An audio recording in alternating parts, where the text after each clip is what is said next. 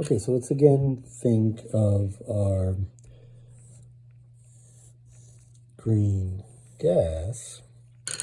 Right, so here it is, the green molecules, and previously we had an adiabatic expansion, no heat, because there was no way to transfer the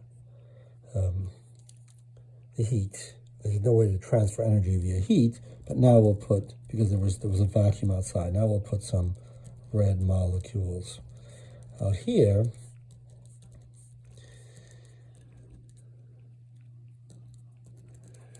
And let's imagine that we have an expansion, but the temperature of the green molecules remains constant. So this is an isothermal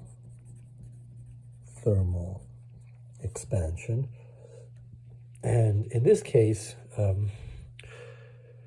so the expansion here is slow enough so that the red molecules can have an effect on the green particles through the wall, right? The jostling against the wall, the pressure of the red molecules. We're transferring some of that kinetic energy of the red particles to the green molecules,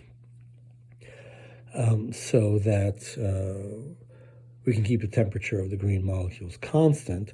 So clearly there is some Q, right? There's some heat here, and delta E is equal to Q minus W. But T, right, isothermal, T is constant in this case.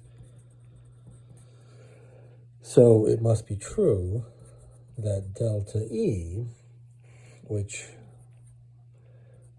is the final 3/2 kT minus the initial 3/2 kT, this must be equal to 0. And so Q minus W is equal to 0, and therefore Q must equal W. And W is positive. Again, the work done by the green gas is positive.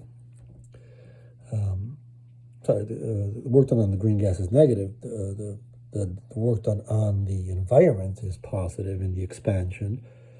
The green gas loses energy due to this work in expanding the container, but it gains that energy back through heat, and so its total internal energy is unchanged, right? Delta E is equal to 0.